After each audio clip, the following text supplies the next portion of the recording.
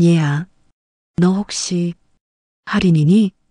5년 전 딸을 잃은 영자는 딸의 기일날 묘 앞에서 어린 소녀와 마주쳤습니다.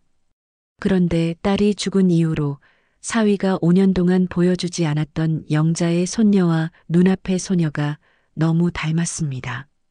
소녀의 팔다리는 너무 가늘고 옷은 더럽고 해져 있었습니다. 창백한 얼굴과 엉킨 머리카락. 정말 영자의 손녀가 맞는 걸까요? 왜 이런 행색으로 여기 있는 걸까요? 영자는 진실을 추적하기 시작했고 전혀 상상하지 못했던 충격적인 사실이 드러났어요. 이 모든 비극의 시작은 과연 무엇이었을까요? 오늘의 사연 시작 전 구독과 좋아요를 눌러주시면 로또 1등 같은 큰 행운이 깃드실 거예요. 그리고 지금 어디서 듣고 계신지 댓글로 알려주시면 노을인생극장에서 그곳으로 행복의 기운을 아낌없이 담아 전해드리겠습니다. 자, 그럼 충격과 반전의 연속인 오늘 사연 시작하겠습니다. 68살 박영자는 딸 수진의 묘 앞에 무릎을 꿇고 앉았습니다. 5년이라는 세월이 흘렀지만 이날만큼은 시간이 멈춘 것처럼 느껴지죠. 영자는 묘비에 새겨진 딸의 이름을 손끝으로 천천히 쓸어내렸어요. 목소리가 바람에 흩어졌습니다. 가을 햇살이 묘지를 따뜻하게 비추고 있었지만 영자의 가슴속은 여전히 겨울이었어요. 영자는 가져온 벌초 도구를 꺼내 묘 주변의 잡초를 뽑기 시작했습니다. 한 포기 한 포기 정성스럽게 뽑으면서 딸과의 추억이 떠올랐죠. 행복했던 그 순간들이 눈앞을 스쳤습니다. 하지만 모든 게 5년 전 그날 교통사고로 끝나버렸어요. 영자는 묘비 뒤쪽으로 돌아가 잡초를 뽑으려다 멈칫했습니다. 뭔가 이상한 소리가 들렸거든요. 흐느끼는 소리였어요. 아주 작고 떨리는 울음소리였습니다. 영자는 조심스럽게 묘비 뒤를 살폈어요. 그곳에 작은 여자아이가 웅크리고 앉아 있었습니다. 순간 영자의 심장이 멎는 것 같았어요. 아이의 얼굴이 너무나 익숙했거든요. 까만 눈동자, 작은 코, 입술 모양이 수진의 어릴 적 모습과 똑같았습니다. 영자는 떨리는 목소리로 물었어요. 혹시 할인이니? 아이는 영자를 올려다보더니 더 크게 울음을 터뜨렸습니다. 겁에 질린 표정이었어요. 영자는 천천히 다가가 무릎을 꿇었습니다. 아이는 계속 울기만 했죠. 영자는 아이를 자세히 살폈습니다. 할인이랑 너무 닮았어요. 5년 전 2살이었던 손녀, 이제 7살이 된 할인이었습니다. 그런데 아이의 상태가 너무 끔찍했어요. 팔다리는 나뭇가지처럼 가늘었고 옷은 더럽고 해져 있었습니다. 얼굴은 창백했고 머리카락은 엉켜 있었어요. 영자는 묘비 옆에 놓인 쪽지를 발견했습니다. 손 떨리는 채로 쪽지를 집어들었죠. 거기에는 더는 키울 수 없다고 적혀 있었어요. 영자의 손에서 쪽지가 떨어졌습니다. 영자는 황급히 아이를 안아들었어요. 너무 가벼웠습니다. 7살 아이가 이렇게 가벼울 수가 없었죠. 영자는 떨리는 목소리로 위로했습니다. 영자는 재빨리 휴대폰을 꺼내 사위 민준에게 전화를 걸었어요. 5년 전 수진이 세상을 떠난 후 민준은 할인이를 데리고 부산에 있는 시댁으로 내려갔다고 했거든요. 그 후로 연락이 뜸했습니다. 통화 연결음이 울렸어요. 한참 만에 민준이 전화를 받았습니다. 목소리가 어딘가 불안정했어요. 영자의 목소리는 다급했습니다. 민준아, 나야. 할인이 같은 아이를 수진이 묘 앞에서 발견했어. 할인이 잘 있지? 전화 너머로 침묵이 흘렀어요. 긴 침묵이었습니다. 그리고 민준의 목소리가 떨리며 들려왔죠. 말을 더듬는 게 느껴졌어요. 지금 어디 계세요? 영자는 이상함을 느꼈습니다. 민준의 반응이 뭔가 자연스럽지 않았거든요. 놀란 것 같기도 하고 당황한 것 같기도 했어요. 수진이 묘지야. 애가 여기 버려져 있었어. 대체 무슨 일이야? 민주는 영자의 집으로 가겠다고 말하고 전화를 끊었습니다. 영자는 아이를 꼭 안고 일어났어요.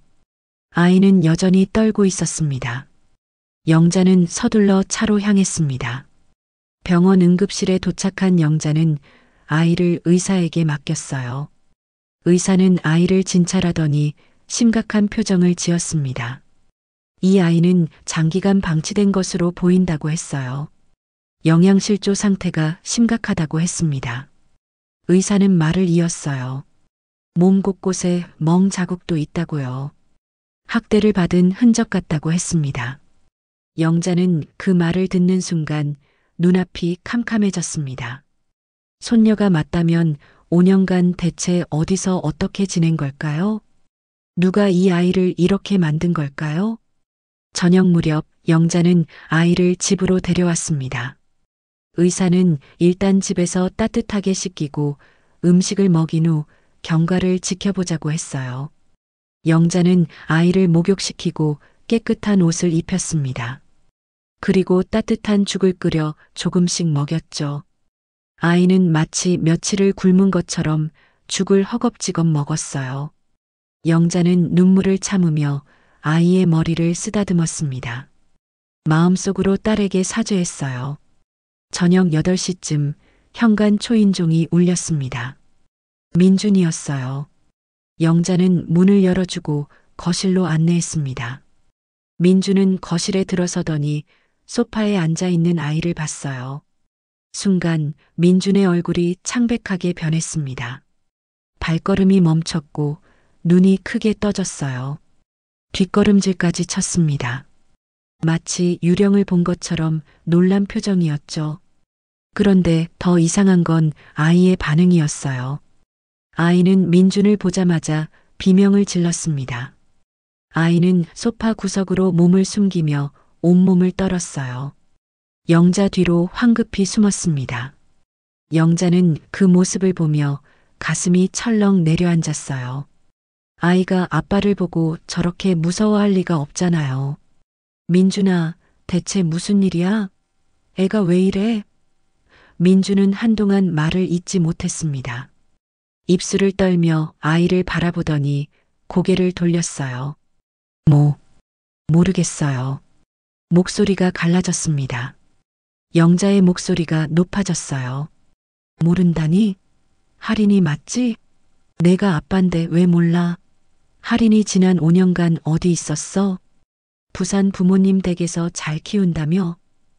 민주는 땀을 흘리고 있었습니다. 그는 말을 흐렸어요. 일단 경찰에 신고하세요. 빨리 보육원에 보내야 합니다. 영자는 민준의 말을 듣고 경악했습니다. 보육원? 내 딸인데? 민준은 그렇게 말하고는 황급히 현관으로 향했어요. 문이 닫혔습니다. 영자는 그 자리에 멍하니 서 있었어요. 뭔가 잘못됐습니다. 민준의 태도가 너무 이상했어요. 할인이의 반응도 이상했고요. 5년간 대체 무슨 일이 있었던 걸까요? 영자는 소파 구석에서 떨고 있는 할인이에게 다가갔습니다. 아이를 꼭 안았어요. 우리 할인이가 맞구나. 할인이는 영자의 품에서 작게 속삭였습니다. 무서워요, 할머니. 영자의 가슴이 미어졌습니다. 영자는 그날 밤 단단히 결심했어요. 진실을 밝혀내겠다고. 다음 날 아침 영자는 오랜 친구 정수영에게 전화를 걸었습니다. 수영은 시립병원에서 오랫동안 간호사로 일해온 든든한 친구였어요. 영자의 목소리는 간절했습니다. 수영은 영자의 사정을 듣고 바로 움직였어요. 병원 기록 시스템을 조회했죠. 할인이의 이름을 검색하자 놀라운 사실이 드러났습니다. 수영의 목소리가 떨렸어요. 언니, 할인이가 인천의 한 시설에 있었대요. 무허가 요양시설이에요. 영자는 그 말을 듣고 온몸에 소름이 돋았습니다. 무허가 시설 5년 동안? 수영은 기록을 보니까 영양실조로 몇 번 응급실에 왔었다고 말했어요. 근데 보호자 연락처가 전부 꺼져 있었다고 했습니다. 영자는 그날 오후 할인이와 단둘이 마주 앉았어요. 아이는 여전히 경계심 가득한 눈빛이었습니다. 영자는 최대한 부드럽게 물었어요. 할인아, 할머니한테 말해줄래? 그동안 어디 있었어? 할인이는 한참을 망설이다가 작은 목소리로 대답했습니다. 무서운 곳이었어요. 눈물이 볼을 타고 흘러내렸어요. 밥도 잘 안 줬어요. 할머니들이 때렸어요. 영자의 가슴이 찢어지는 것 같았습니다. 할인이가 떨리는 손으로 어딘가를 가리켰어요. 현관 쪽이었습니다. 아저씨가 가끔 왔어요. 그때가 제일 무서웠어요. 영자는 다급하게 물었습니다. 아저씨? 누구? 할인이의 목소리가 더 작아졌어요. 어제 온 아저씨요. 때렸어요. 넌 내 딸이 아니라고. 너 때문에 엄마가 죽었다고. 영자는 그 순간 머릿속이 하얘졌습니다. 민준이었어요. 민준이 5년간 할인이를 시설에 방치하고 찾아가서는 때렸다는 거잖아요. 영자는 떨리는 손으로 할인이를 꼭 안았습니다. 그날 밤 영자는 수진의 방으로 들어갔습니다. 5년간 그대로 보존해둔 방이었어요. 책상 서랍을 하나씩 열어보기 시작했습니다. 뭔가 단서가 있을 거라는 생각이 들었거든요. 세 번째 서랍 깊숙한 곳에서 낡은 일기장을 발견했습니다. 영자는 떨리는 손으로 일기장을 펼쳤어요. 수진의 친숙한 글씨체가 눈에 들어왔습니다. 일기는 사망하기 3달 전부터 시작됐어요. 민준이 요즘 이상하다고요. 자꾸 할인이 친아빠가 누구냐고 물어본다는 내용이었습니다. 왜 자꾸 그러는지 모르겠다고 적혀 있었어요. 다음 페이지를 넘겼습니다. 오늘도 민준이가 할인이를 보며 차갑게 대했다는 내용이었어요. 너는 내 딸이 아니라고 중얼거렸다고 했습니다. 무섭다고 적혀 있었어요. 영자의 손이 더욱 떨렸어요. 마지막 장에 이런 글이 적혀 있었습니다. 차 브레이크가 이상하다고요. 정비소에 가봤는데 새 차라서 정비 기록은 없지만 누군가 만진 것 같다고 적혀 있었어요. 일기장이 영자의 손에서 떨어졌습니다. 하지만 의심은 점점 커졌어요. 영자는 다시 할인이를 찾아갔습니다. 아이는 이제 조금 편안한 표정으로 잠들어 있었어요. 영자는 조심스럽게 물었습니다. 할인이가 눈을 떴어요.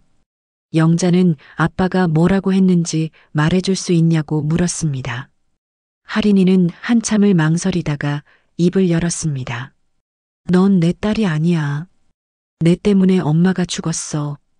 아이는 그렇게 말하고는 다시 울기 시작했어요. 영자는 아이를 달래며 마음속으로 결심했습니다. 확인해야 한다고요.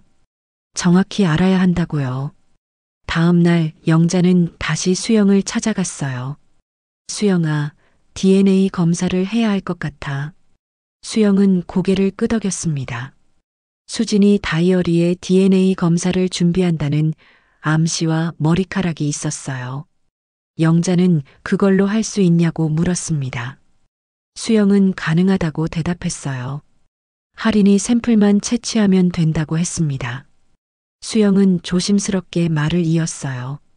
결과가 예상과 다르면 어쩌려고 하냐고 물었습니다. 영자는 단호하게 대답했습니다. 그래도 알아야 해. 진실을 알아야 수진이한테 떳떳하지. 일주일이 길게 느껴졌습니다. 영자는 밤마다 잠을 이루지 못했어요. 수진의 일기장을 계속 읽고 또 읽었습니다. 민준의 이상한 행동들이 하나씩 떠올랐어요. 드디어 검사 결과가 나왔습니다. 수영이 영자의 집으로 찾아왔어요.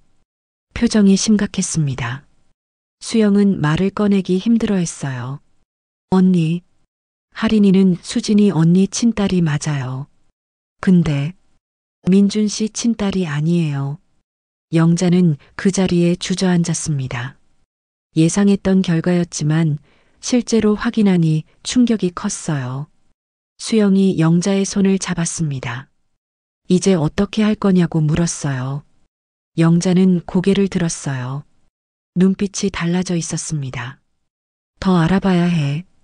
수진이가 정말 사고로 죽은 건지. 영자는 보험회사를 찾아갔습니다. 수진의 보험 기록을 요청했어요. 상담원이 기록을 확인하더니 말했습니다. 따님이 사망 2달 전에 생명보험에 가입하셨다고요. 영자는 얼마짜리냐고 물었습니다. 상담원은 5억 원이라고 대답했어요. 수익자는 배우자 강민준 씨로 되어 있다고 말했습니다. 영자는 온몸이 얼어붙었어요. 5억 원이었습니다. 할인이가 친딸이 아니라는 걸 안민준이요.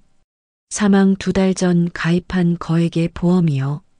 그리고 수진 일기장의 마지막 글이요. 브레이크가 이상하다는 내용이요. 모든 퍼즐 조각이 맞춰지기 시작했습니다. 영자는 집으로 돌아와 민준에게 전화를 걸었어요. 당장 오라고 할 말이 있다고 말했습니다. 저녁 무렵 민준이 찾아왔습니다. 여전히 불안한 표정이었어요. 영자는 단도직입적으로 물었습니다. 할인이가 내 친딸이 아니라는 거 알고 있었지? 민준의 얼굴이 하얗게 질렸어요. 영자가 계속 말했어요. 그래서 우리 딸한테 보험 들게 하고 차 브레이크를 만진 거야? 일부러 사고 낸 거지? 영자의 목소리가 떨렸습니다. 민준은 뒤로 물러섰어요. 사고였다고 말했습니다. 영자가 소리쳤습니다. 그럼 왜 할인이를 버렸어? 왜 때렸어? 민준의 목소리가 갈라졌어요. 저는 배신당했어요. 수진이가 저를 속였다고요. 영자는 물었습니다. 그래서 죽여도 된다는 거야? 민준이 갑자기 눈빛이 변했어요. 증거 있어요? 증거 없으면 조심하세요. 명예훼손으로 고소할 수도 있어요. 그는 그렇게 말하고는 황급히 집을 나갔습니다. 영자는 그 자리에 무너져 앉았어요. 곧장 수영이에게 전화를 걸어 하소연했죠. 영자의 목소리가 떨렸어요. 수영아, 우리 딸이 살해당한 거야. 내가 그걸 모르고 5년을 살았어. 수영이 영자를 위로하며 말했어요. 수진을 위해서라도 이제 진실을 밝혀야 한다고요. 영자는 눈물을 닦으며 고개를 끄덕였어요. 증거를 찾아야 했습니다. 민준의 말대로 증거가 없으면 아무것도 할 수 없었거든요. 그날 밤 영자는 수진의 일기장을 다시 펼쳤습니다. 딸이 남긴 마지막 흔적들을 하나하나 읽으며 진실에 다가가기 위한 방법을 고민했어요. 수진아, 엄마가 꼭 밝혀낼게. 내가 왜 죽었는지, 누가 널 죽였는지. 영자는 다짐했습니다. 영자는 그날 밤부터 본격적으로 움직이기 시작했습니다. 민준의 협박에도 물러서지 않았어요. 오히려 더 확고한 결심이 섰죠. 수진아, 엄마가 진실을 밝혀낼게. 다음 날 아침 영자는 경찰서를 찾아갔습니다. 교통과 형사실이었어요. 책상에 앉아있던 중년의 형사가 영자를 맞았습니다. 무슨 일로 오셨어요? 제 딸의 교통사고 기록을 보고 싶어요. 영자는 떨리는 목소리로 말했습니다. 5년 전 일인데 블랙박스 영상이 남아있을까요? 형사는 컴퓨터를 두드리며 기록을 찾았어요. 성함이 어떻게 되세요? 박수진이요. 잠시 후 형사가 고개를 끄덕였습니다. 네, 있네요.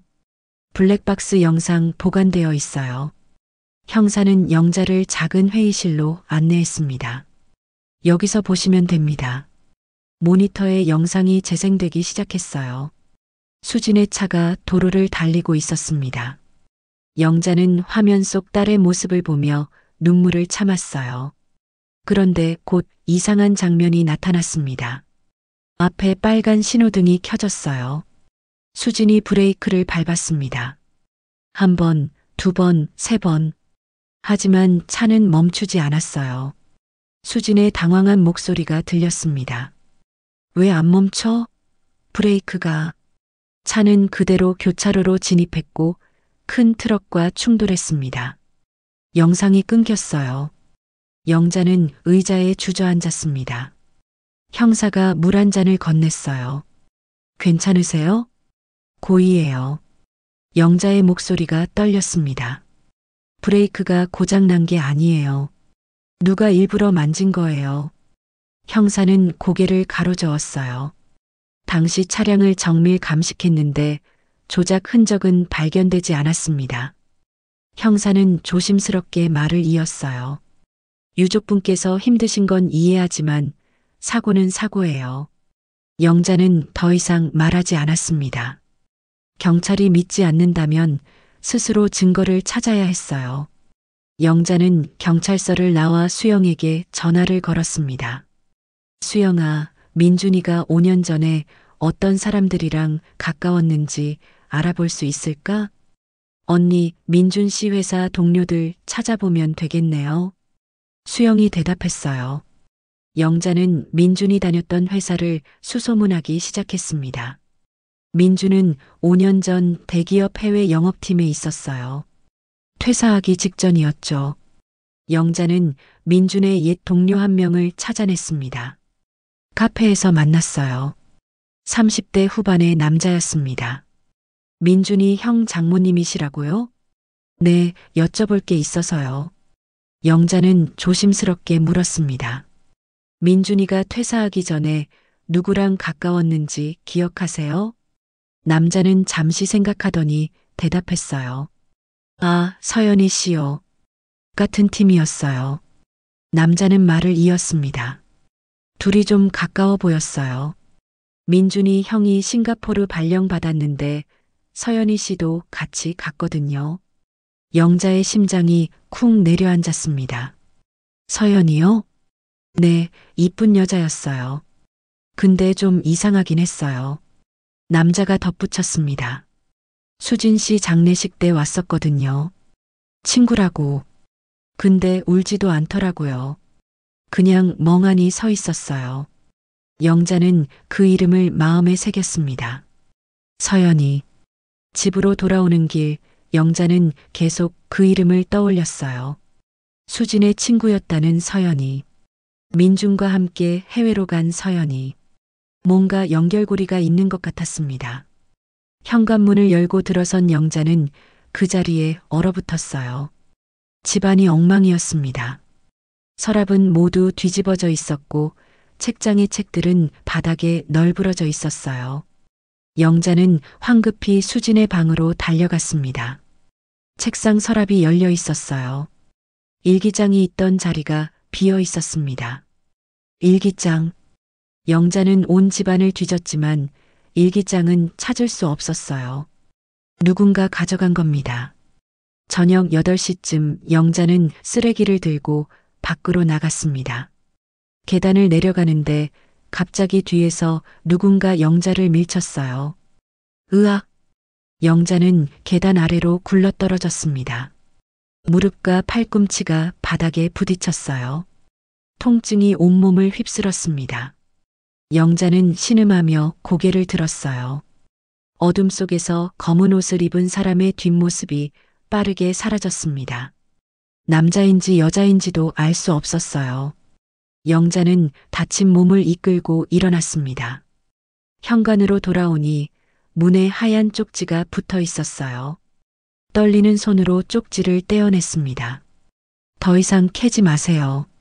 아이한테 안 좋은 일 생길 겁니다. 영자는 그 글귀를 보며 온몸이 떨렸습니다. 두려움이 밀려왔어요. 하지만 동시에 분노도 치밀었습니다. 겁주려고 작정했구나. 영자는 집 안으로 들어가 문을 잠갔어요. 할인이가 방에서 자고 있었습니다. 영자는 아이를 바라보며 생각했어요. 이 아이를 지켜야 해. 하지만 여기 두면 위험해. 다음 날 아침 영자는 할인이를 데리고 수영의 집으로 갔습니다. 수영아, 며칠만 할인이 좀 봐줄래? 수영은 영자의 다친 팔을 보고 놀랐어요. 언니, 이거 어쩐 일이야? 계단에서 넘어졌어. 영자는 대충 둘러댔습니다. 내가 좀 위험한 것 같아. 할인이를 내 집에 두는 게 나을 것 같아. 수영은 고개를 끄덕였어요. 알았어, 언니. 조심해. 영자는 할인이를 수영에게 맡기고 다시 움직이기 시작했습니다. 이번엔 서연이를 찾아야 했어요. 영자는 인터넷 검색을 통해 서연이의 정보를 찾았습니다. SNS 계정도 찾았어요. 최근 게시물들을 보니 서연이는 한국에 돌아와 있었습니다.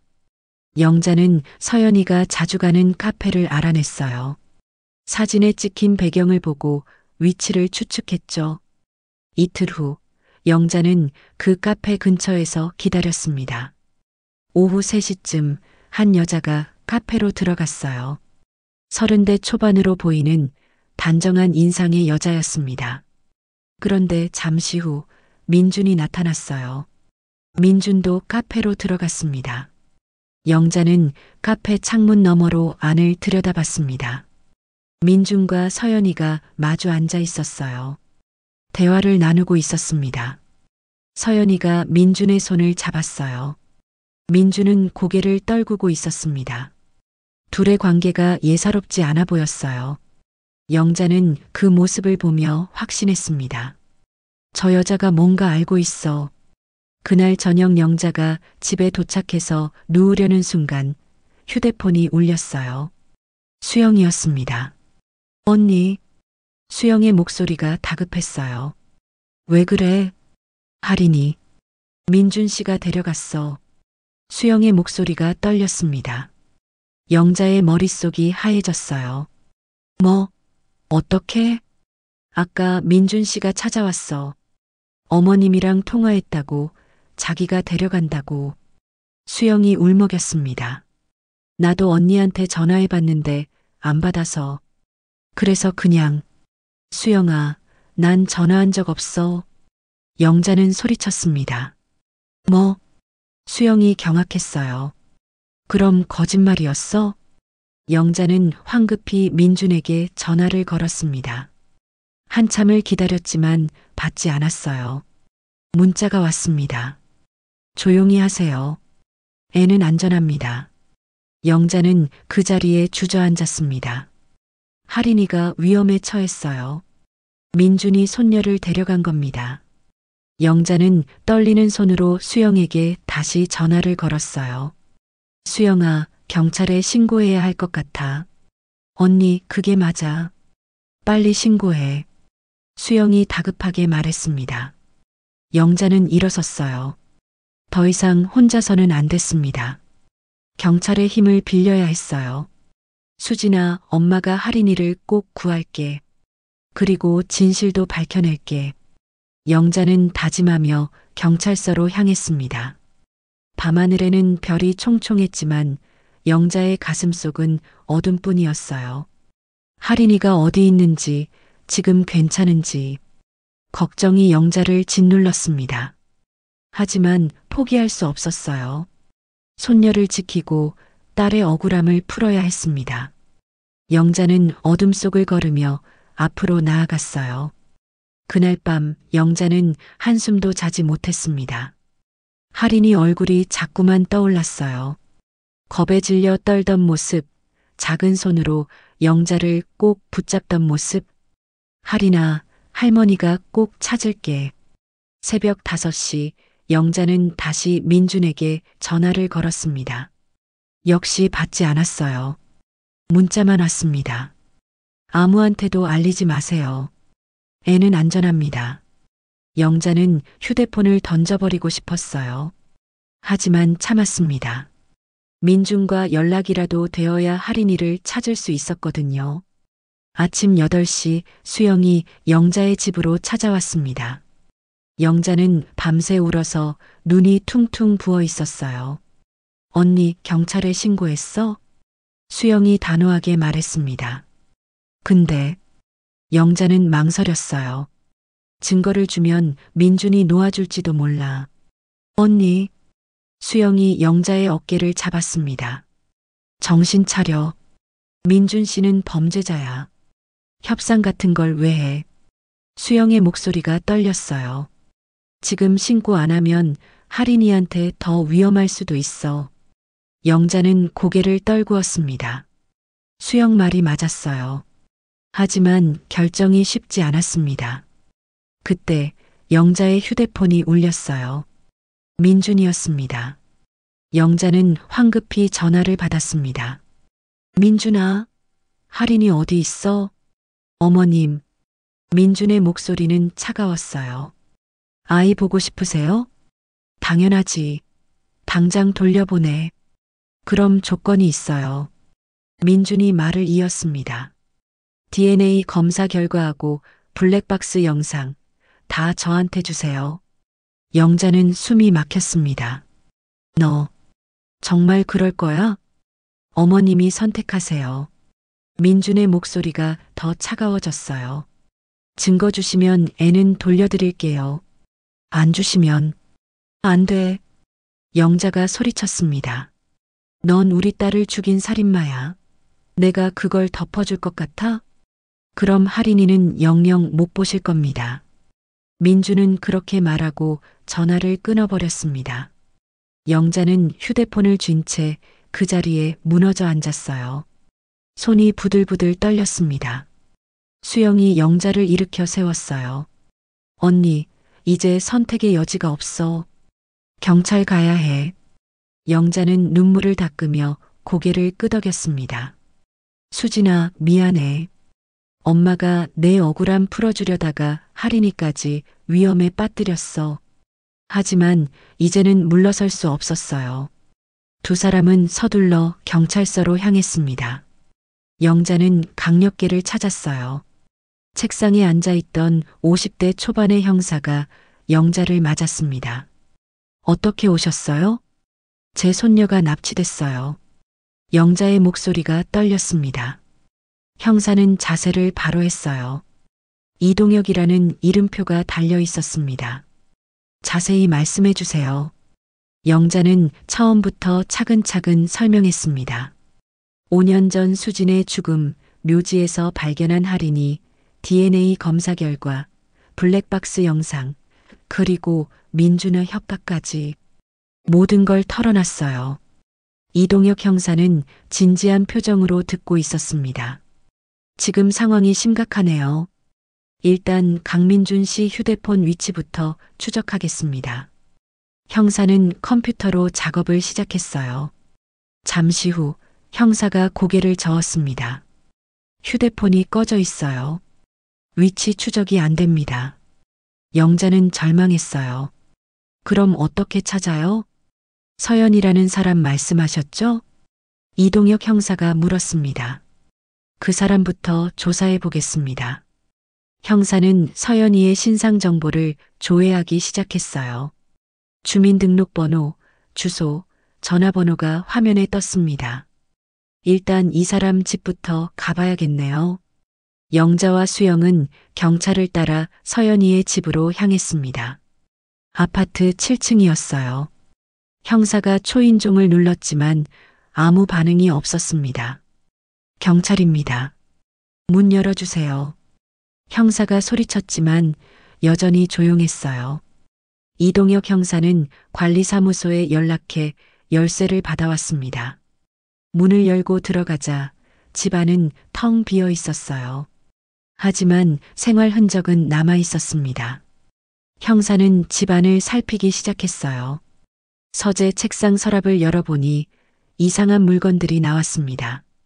공구 세트, 자동차 정비 관련 책, 그리고 수첩 하나. 형사가 수첩을 펼쳤어요. 거기에는 뭔가 계획이 빼곡하게 적혀 있었습니다. 이거 범행 계획서네요. 형사의 얼굴이 굳었습니다. 영자는 수첩을 들여다봤어요. 거기에는 이렇게 적혀 있었습니다. 1단계 수진이 술 먹을 때 비밀 드러내기. 2단계 민준 오빠한테 알려주기. 3단계 브레이크 조작. 4단계 할인이 제거. 영자는 그 글을 읽으며 온몸이 얼어붙었어요. 제거라는 단어가 눈에 박혔습니다. 이거 범죄 증거예요. 이동혁 형사가 말했습니다. 서연이라는 사람이 주도 면밀하게 계획한 거네요. 형사는 서연이의 휴대폰 기록을 조회했습니다. 최근 통화 내역을 확인하기 시작했어요. 민준이라는 사람과 통화가 많네요. 최근엔 형사가 화면을 가리켰습니다. 인천 외곽 쪽에서 신호가 잡혔어요.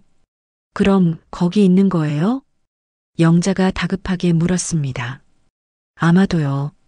지금 바로 출동하겠습니다.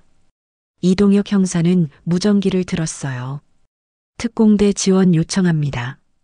인질 구출 작전입니다. 1시간 후 경찰 차량 여러 대가 인천 외곽의 한 폐건물 앞에 도착했습니다. 오래된 공장 건물이었어요. 주변은 황량했고 인적이 드물었습니다. 이동혁 형사가 영자를 돌아봤어요. 여기서 기다리세요. 위험합니다. 할인이가 안에 있어요? 영자의 목소리가 떨렸습니다. 확인해 보겠습니다. 형사는 특공대원들과 함께 건물로 들어갔어요. 영자는 차 안에서 떨리는 마음으로 기다렸습니다. 수영이 영자의 손을 꼭 잡았어요. 언니 괜찮을 거야. 10분이 지났습니다. 20분이 지났어요. 영자는 시간이 멈춘 것처럼 느껴졌습니다. 그때 건물 문이 열렸어요. 특공대원이 할인이를 안고 나왔습니다. 아이는 겁에 질려 있었지만 살아 있었어요. 할인아. 영자는 차에서 뛰어내렸습니다. 달려가서 할인이를 안았어요. 할머니가 왔어. 괜찮아. 할인이는 영자의 품에서 울음을 터뜨렸습니다. 무서웠어요, 할머니. 이제 괜찮아. 할머니가 지켜줄게. 영자는 아이를 꼭 안으며 눈물을 흘렸어요.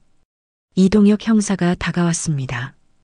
아이는 지하실에 갇혀 있었어요. 다행히 큰 부상은 없습니다. 형사는 안타까운 표정을 지었어요. 근데 민준 씨와 서연이는 이미 도주한 후였어요.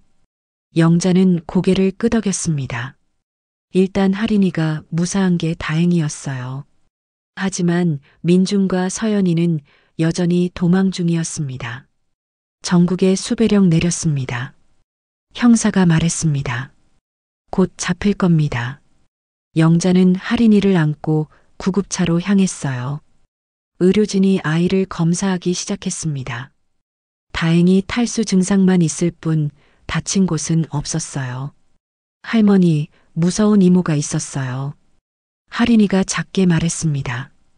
무서운 이모? 예쁜 이모요. 무섭게 웃으면서 아빠한테 뭐라고 했어요. 할인이가 떨었어요. 할머니 안 온다고. 할머니가 날 버렸다고. 영자는 할인이를 더 꼭 안았습니다. 할머니는 절대 안 그래. 걱정 마. 그날 밤 영자는 할인이와 함께 병원에 있었어요. 아이는 영자 옆에 붙어서 잠들었습니다. 영자는 할인이의 작은 손을 잡으며 생각했어요. 이제 끝이 보여. 민준이랑 서연이 곧 잡힐 거야. 영자는 창밖을 바라봤습니다. 새벽이 밝아오고 있었어요. 긴 밤이 지나고 드디어 빛이 보이기 시작했습니다. 다음 날 아침 영자는 병원 침대 옆에서 눈을 떴습니다. 할인이는 여전히 영자의 손을 꼭 잡고 자고 있었어요. 아이의 평화로운 얼굴을 보니 가슴이 뭉클했습니다. 오전 10시쯤 이동혁 형사가 병실로 찾아왔습니다. 아이 상태를 물었어요. 영자는 괜찮다고 의사가 오늘 퇴원해도 된다고 했다고 대답했습니다. 형사는 다행이라며 안도의 한숨을 쉬었어요. 하지만 민준과 서연이는 아직 찾지 못했다고 말했습니다. 전국 경찰에 수배령이 내려졌으니 곧 잡힐 거라고 했어요. 그때 할인이가 눈을 떴습니다. 아이는 주변을 두리번거리다가 영자를 보고 안심한 표정을 지었어요. 이동혁 형사가 조심스럽게 다가왔습니다. 할인아, 아저씨가 물어볼 게 있는데 괜찮겠니? 할인이는 영자를 보았습니다. 영자가 고개를 끄덕이자 아이도 작게 고개를 끄덕였어요. 형사는 어제 무서운 곳에 있었을 때 누가 있었냐고 물었습니다. 할인이는 떨리는 목소리로 대답했어요. 아빠요. 그리고 예쁜 이모요. 엄마 사진첩에서 본 적 있어요. 엄마 친구래요. 근데 무섭게 웃었어요. 형사는 또 물었습니다. 무슨 말을 했니? 할인이는 눈물을 글썽이며 대답했어요. 이모가 아빠한테 빨리 도망가야 한다고 했어요. 그리고 애는 어떡하냐고 하니까 이모가 어차피 증거 없어지면 괜찮다고 했어요. 영자는 그 말을 듣고 분노가 치밀었습니다. 서연이라는 여자가 모든 걸 주도한 게 분명했어요. 형사는 할인이를 칭찬하며 일어났습니다. 할인아, 잘했어. 어머님, 이제 확실한 증거가 생겼습니다. 두 사람 모두 잡겠습니다. 이틀이 지났습니다. 영자는 할인이와 함께 집에 돌아와 있었어요. 수영이 자주 들러 도와줬습니다. 할인이는 조금씩 안정을 찾아가고 있었지만 여전히 악몽을 꾸곤 했어요. 그날 저녁 이동혁 형사에게서 전화가 왔습니다. 어머님, 좋은 소식이 있습니다. 형사의 목소리가 상기되어 있었어요. 영자는 다급하게 물었습니다. 잡았어요? 형사는 그렇다고 대답했습니다. 네, 인천항에서 출국하려던 두 사람을 체포했습니다. 배편으로 중국으로 넘어가려던 참이었습니다. 영자는 그 자리에 주저앉을 뻔했어요. 다리에 힘이 빠졌습니다. 정말이냐고 다시 물었어요. 형사는 확실하다고 지금 경찰서로 압송 중이라고 말했습니다. 내일 조사에 들어갈 거라고 했어요. 영자는 전화를 끊고 할인이를 꼭 안았습니다. 할인아, 이제 괜찮아. 나쁜 사람들 잡혔어. 할인이는 영자의 품에서 작게 웃었습니다. 오랜만에 보는 아이의 미소였어요. 다음 날 오후 영자는 경찰서로 향했습니다. 이동혁 형사가 조사 결과를 설명해 주겠다고 했거든요. 형사는 영자를 회의실로 안내했어요. 조사가 어떻게 됐냐고 영자가 물었습니다. 형사는 서연이부터 말씀드리겠다고 했어요. 파일을 펼쳤습니다. 이 여자가 체포되자마자 뭐라고 했는지 아냐고 물었어요. 영자는 고개를 저었습니다. 형사는 쓴웃음을 지으며 말했어요. 저는 몰라요. 민준 씨가 다 한 거예요. 서연이가 완전히 발뺌했다고 했습니다. 영자는 분노가 치밀었어요. 하지만 형사는 증거가 있다고 말했습니다. 서류를 넘겼어요. 서연이의 신원을 조사했는데 놀라운 사실이 나왔다고 했습니다. 영자는 서류를 내려다봤어요. 형사의 목소리가 무겁게 가라앉았습니다. 서연이는 따님 수진 씨의 대학 동기였습니다. 같은 과 친구였어요. 그것도 절친이었다고 합니다. 수진 씨 결혼식 때 들러리도 섰대요. 할인이가 태어났을 때도 축하해줬고요. 형사는 사진 한 장을 내밀었습니다. 사진 속에는 웨딩드레스를 입은 수진과 옆에 서 있는 여자가 있었어요. 영자는 그 여자의 얼굴을 기억했습니다. 결혼식 때 봤던 얼굴이었어요. 영자는 말을 잇지 못했습니다. 그런 친구가 왜 이런 짓을 했는지 이해할 수 없었어요. 형사는 동기를 의심했다고 말했습니다. 그래서 서연이의 집을 다시 정밀 수색했다고 했어요. 어제 급하게 나가는 바람에 제대로 못 봤다고요. 형사는 증거 사진들을 펼쳐 보였습니다. 먼저 서재 책상 밑에서 녹음기를 발견했다고 했어요. 형사가 녹음기를 재생했습니다. 서연이의 목소리가 들렸어요. 오빠, 나 할 말이 있어. 수진이가 오빠를 완전히 속였어. 할인이 있잖아. 그 애 오빠 딸 아니야. 이거 봐. DNA 검사 결과야. 내가 몰래 조사해봤어. 할인이는 다른 남자애야. 수진이가 오빠한테 말 안 한 거지. 오빠 속은 거야.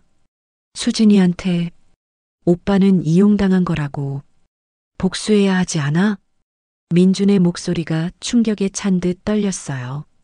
그게 무슨 소리냐고 물었습니다. 녹음이 끝났습니다. 영자는 온몸이 떨렸어요. 형사는 이게 전부가 아니라고 말했습니다. 노트를 꺼냈어요. 서연이의 범행 계획 노트라고 했습니다. 노트에는 빼곡하게 글씨가 적혀 있었습니다. 1단계는 수진이 술 먹을 때 할인이 비밀을 드러내는 거였어요. 성공이라고 적혀 있었습니다. 2단계는 민준에게 DNA 검사 결과를 보여주고 분노를 유도하는 거였어요. 역시 성공이라고 적혀 있었습니다. 3단계는 아빠 정비소에서 배운 기술로 브레이크를 조작해서 수진을 제거하는 거였어요. 성공이라고 적혀 있었습니다. 4단계는 할인이를 제거하는 것, 진행 중이라고 적혀 있었어요. 5단계는 민준과 결혼하는 거였습니다.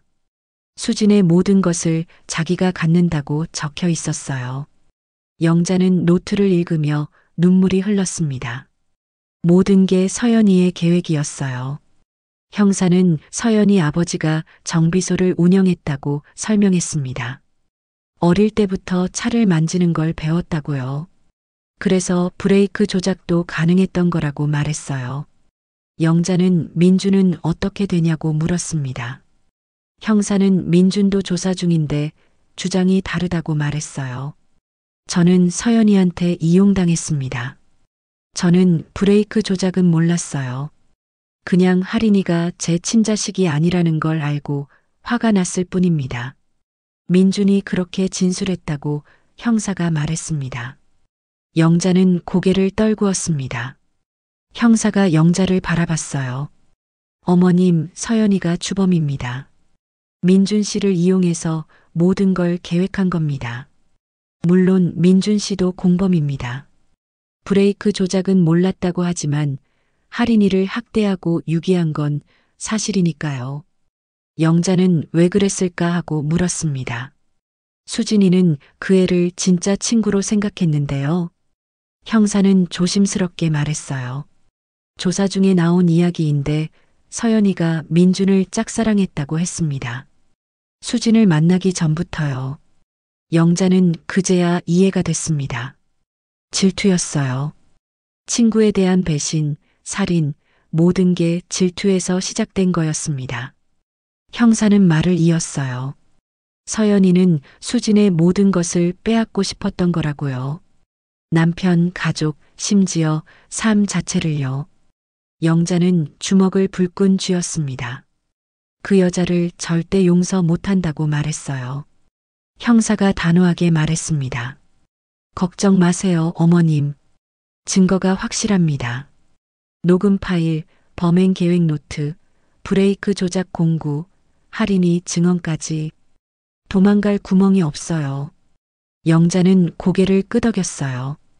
이제 법정에서 싸워야 했습니다. 재판은 언제냐고 물었어요.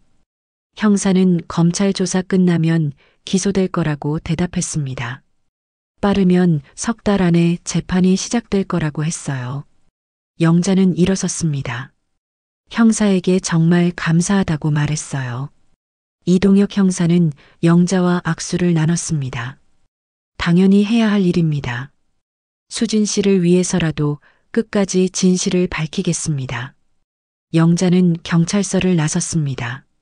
하늘을 올려다봤어요. 구름 사이로 햇살이 비쳤습니다.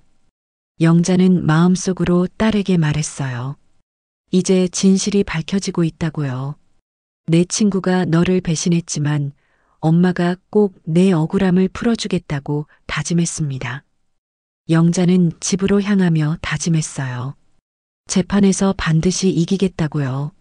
수진을 위해서, 할인이를 위해서, 그리고 정의를 위해서요. 긴 싸움이 이제 막 시작되었지만 영자는 두렵지 않았습니다. 진실은 결국 밝혀지게 되어 있으니까요.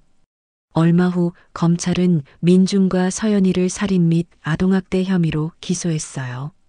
영자는 그 기간 동안 할인이와 함께 조용히 지냈습니다. 아이는 조금씩 안정을 찾아가고 있었지만 여전히 밤이면 악몽을 꾸곤 했어요. 어느 날 오후 이동혁 형사에게서 연락이 왔습니다. 오늘 한번 경찰서로 올 수 있냐고 물었어요. 영자는 무슨 일이냐고 물었습니다. 형사의 목소리가 무겁게 들렸어요. 민준 씨와 서연이 진술이 엇갈리고 있습니다. 더 확실한 증거가 필요할 것 같아서요. 영자는 할인이와 함께 경찰서로 향했습니다. 회의실에 들어서자 이동혁 형사가 기다리고 있었어요. 형사는 상황을 설명하기 시작했습니다. 서류를 펼쳤어요. 민주는 계속 자기는 서연이한테 이용당했다고 주장하고 있다고 했습니다. 브레이크 조작은 몰랐다고요. 영자는 뻔한 거짓말이라고 말했습니다. 형사는 한숨을 쉬었어요. 서연이도 비슷하게 나오고 있다고 했습니다. 자기는 민준을 사랑했을 뿐이라고요. 수진이가 제 남자를 빼앗아갔다는 식으로 말한다고 했어요. 자기는 피해자라는 식으로 나온다고 형사가 설명했습니다. 영자는 분노가 치밀었어요. 증거가 있지 않냐고 말했습니다. 형사는 물론 녹음 파일과 계획 노트가 있다고 했습니다. 하지만 결정적인 물증이 하나 더 있으면 좋을 것 같다고 말했어요.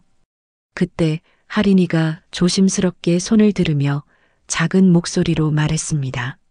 저기, 예전에 엄마가 준 인형에 뭔가 들어있어요. 영자와 형사는 동시에 할인이를 쳐다봤습니다. 형사가 물었어요. 인형? 할인이가 고개를 끄덕였습니다. 토끼 인형이요. 핑크색이요. 엄마가 제 생일 선물로 사준 거예요. 영자는 그 인형을 기억했습니다. 할인이가 5년 동안 간직하고 있던 인형이었어요. 묘지에서 발견했을 때도 꼭 안고 있었죠. 지금 그 인형 어디 있어? 집에 있어요. 빨리 가봅시다. 세 사람은 서둘러 영자의 집으로 갔어요. 할인이는 자기 방으로 달려가 인형을 가져왔습니다. 핑크색 토끼 인형이었어요. 낡고 해졌지만 할인이가 소중히 간직한 흔적이 역력했습니다. 형사가 물었습니다. 어디에 있어? 할인이는 인형 배 부분을 가리켰어요. 여기요. 배에서 뭔가 딱딱한 게 만져져요. 형사는 조심스럽게 솔기를 뜯어냈습니다. 면솜이 나왔고 그 안쪽에 작은 USB가 숨겨져 있었어요. 형사의 손이 떨렸습니다. USB라고 중얼거렸어요. 영자는 가슴이 두근거렸습니다.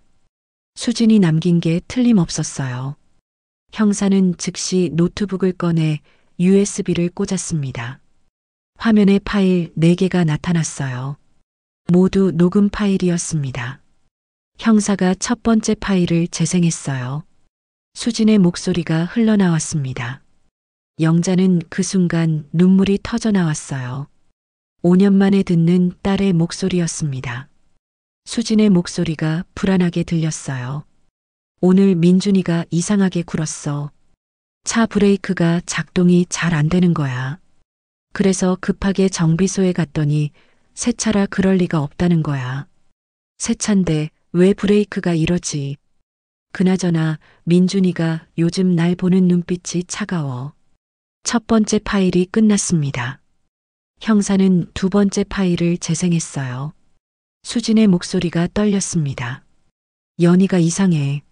내 절친이었는데 요즘 날 보는 눈빛이 이상하거든. 뭔가 숨기는 것 같아. 어제 민준이랑 연희가 카페에서 만나는 걸 봤어. 내가 불렀는데도 못 본 척하더라. 민준이한테 뭔가 말한 것 같아.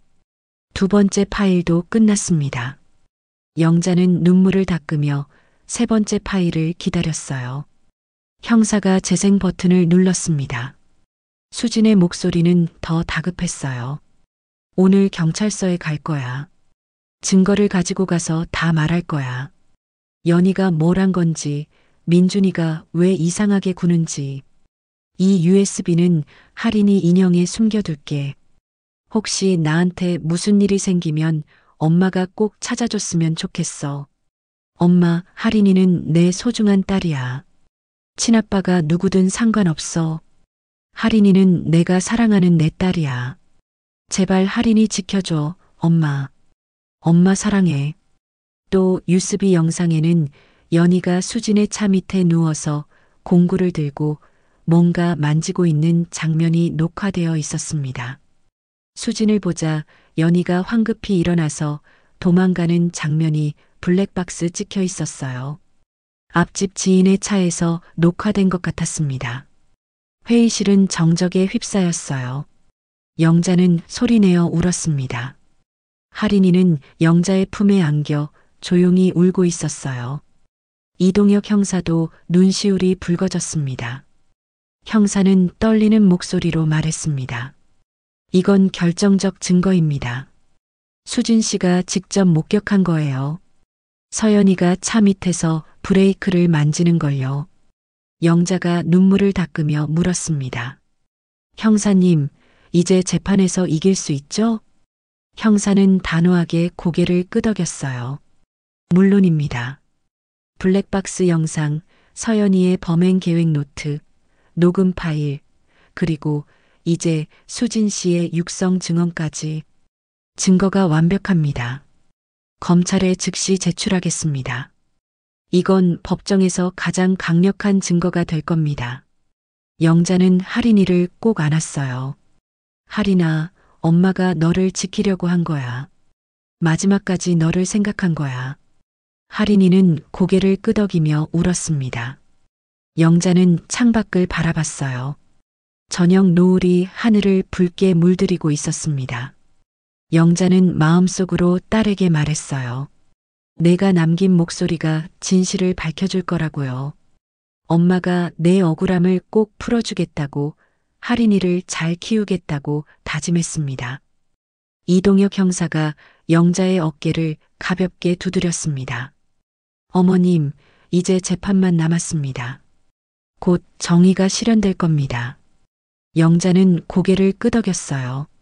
민준과 서연이는 이제 도망갈 곳이 없었습니다. 수진이 남긴 마지막 목소리가 모든 걸 증명해 줄 테니까요. 그날 밤 영자는 하린이를 재우고 수진의 사진을 꺼내봤습니다. 사진 속 수진은 환하게 웃고 있었어요. 영자는 사진에 대고 속삭였습니다. 수진아, 내가 용감했어. 끝까지 포기하지 않았어. 엄마 딸이 맞아. 영자는 사진을 가슴에 꼭 안았어요. 이제 마지막 싸움만 남았습니다. 법정에서 정의를 실현하는 일이요. 영자는 각오를 다졌습니다. 수진을 위해서, 하린이를 위해서, 그리고 진실을 위해서요. 석 달 후 재판이 시작됐습니다. 영자는 하린이의 손을 잡고 법정에 들어섰어요. 방청석에는 많은 사람들이 앉아 있었습니다. 피고석에 민준과 서연이가 나란히 앉아 있었어요. 두 사람 모두 수갑을 차고 있었습니다. 재판장이 입장했어요. 검사가 일어서서 기소 내용을 낭독하기 시작했습니다. 피고인 강민준과 서연이를 살인 공모, 아동학대, 아동유기 혐의로 기소한다는 내용이었어요. 검사는 차분하지만 단호한 목소리로 사건의 전말을 설명했습니다. 검사는 증거를 하나하나 제시하기 시작했어요. 첫 번째는 블랙박스 영상이었습니다. 법정 스크린에 영상이 재생됐어요. 수진이 브레이크를 밟지만 차가 멈추지 않는 장면이 나왔습니다. 방청석에서 탄식이 흘러나왔어요. 두 번째는 서연이의 범행 계획 노트였습니다. 검사가 노트 내용을 읽어내려갔어요. 수진을 제거하고 민준과 결혼한다는 계획이 상세히 적혀 있었습니다. 서연이의 얼굴이 창백해졌어요. 세 번째는 서연이가 민준을 선동하는 녹음 파일이었습니다. 법정에 서연이의 목소리가 울려 퍼졌어요. 하린이가 민준의 친자식이 아니라고, 복수해야 한다고 부추기는 내용이었습니다. 민준은 고개를 떨구고 있었어요. 그리고 마지막 가장 결정적인 증거가 제시됐습니다. 수진이 남긴 USB 파일이었어요. 검사가 재생 버튼을 눌렀습니다. 법정에 수진의 목소리가 흘러나왔어요. 수진의 육성이 법정을 가득 채웠고 영자는 눈물을 흘리며 그 목소리를 들었어요. 방청석 곳곳에서 흐느끼는 소리가 들렸습니다. 재판장이 피고인들에게 물었습니다. 변론할 것이 있냐고요? 민준의 변호사가 일어섰어요. 재판장님, 제 의뢰인은 서연이에게 이용당한 피해자입니다. 브레이크 조작은 전혀 몰랐습니다. 단지 할인이가 친자식이 아니라는 사실에 분노했을 뿐입니다. 검사가 반박했습니다. 민주는 5년간 할인이를 무허가 시설에 방치했고 정기적으로 방문해 학대했습니다. 병원 기록에 따르면 총 7차례 응급실에 실려왔고 모두 영양실조와 폭행 흔적이 있었습니다. 이것이 단순한 피해자의 행동입니까? 민준의 변호사는 더 이상 말하지 못했어요. 서연이의 변호사도 일어섰습니다. 재판장님, 제 의뢰인은 사랑 때문에 잘못된 선택을 했을 뿐입니다. 민준 씨를 오랫동안 짝사랑했고 수진 씨에 대한 질투심이 극단적인 행동으로 이어진 것입니다. 검사가 다시 반박했습니다. 사랑이 살인의 정당한 이유가 될 수 없습니다. 서연이는 수진 씨의 절친이었습니다. 그 신뢰를 이용해 술자리에서 할인이의 출생 비밀을 알아냈고 이를 민준에게 알려 분노를 유도했습니다. 그리고 아버지의 정비소에서 배운 기술로 브레이크를 조작했습니다. 이 모든 과정이 범행 계획 노트에 상세히 기록되어 있습니다. 이것은 계획적이고 치밀한 살인입니다. 재판장이 피고인들에게 직접 물었습니다. 마지막으로 할 말이 있냐고요? 민준이 일어섰습니다. 목소리가 떨렸어요. 죄송합니다. 제가 잘못했습니다. 수진이를 사랑했는데 배신당했다는 생각에 이성을 잃었습니다.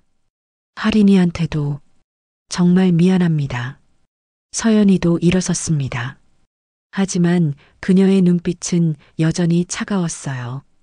저는 진심으로 민준 오빠를 사랑했어요. 수진이가 오빠를 빼앗아 갔어요. 전 잘못한 게 없어요. 방청석에서 야유가 쏟아졌습니다. 재판장이 조용히 하라고 했어요. 검사가 최종 구형을 했습니다. 서연이에게는 살인죄로 무기징역을, 민준에게는 살인 방조 및 아동학대죄로 징역 20년을 구형합니다. 재판장이 판결을 선고했습니다. 피고인 서연이는 계획적이고 치밀하게 친구를 살해했습니다. 이는 용서받을 수 없는 범죄입니다. 무기징역을 선고합니다. 피고인 강민주는 살인을 방조했고 친자식이 아니라는 이유로 무고한 어린아이를 학대하고 유기했습니다. 징역 20년을 선고합니다. 방청석에서 박수가 터져 나왔습니다. 영자는 할인이를 꼭 안고 울었어요. 수영이 영자의 어깨를 감싸 안았습니다. 재판이 끝난 후 영자는 법정 밖으로 나왔어요. 이동혁 형사가 기다리고 있었습니다. 어머님, 정의가 실현됐습니다. 영자는 형사에게 고개를 숙여 감사를 표했어요. 형사님, 정말 감사합니다. 형사님이 아니었으면 진실을 밝히지 못했을 거예요. 형사는 고개를 저었습니다. 어머님이 포기하지 않으셨기 때문입니다. 그리고 수진 씨가 남긴 증거 덕분입니다. 영자는 할인이의 손을 잡고 법원을 나섰어요. 햇살이 따뜻하게 두 사람을 비추고 있었습니다. 영자는 하늘을 올려다봤어요. 영자는 할인이를 데리고 수진의 묘로 향했습니다. 묘 앞에 무릎을 꿇고 앉았어요. 할인이도 영자 옆에 앉았습니다. 영자는 묘비에 손을 얹으며 말했어요. 수진아, 엄마가 해냈어. 내 억울함을 풀었어. 민준이랑 서연이 모두 벌을 받았어. 이제 편히 쉬렴. 할인이도 작은 목소리로 말했습니다. 엄마, 나 잘 지낼게. 할머니가 지켜주실 거야. 사랑해, 엄마. 영자는 할인이를 꼭 안았어요.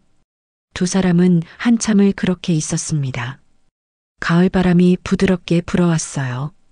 나뭇잎이 살랑거리는 소리가 들렸습니다. 영자는 일어서며 할인이의 손을 잡았어요. 이제 집에 가자. 할머니가 맛있는 거 해줄게. 할인이는 고개를 끄덕이며 웃었습니다. 두 사람은 손을 잡고 묘지를 나섰어요.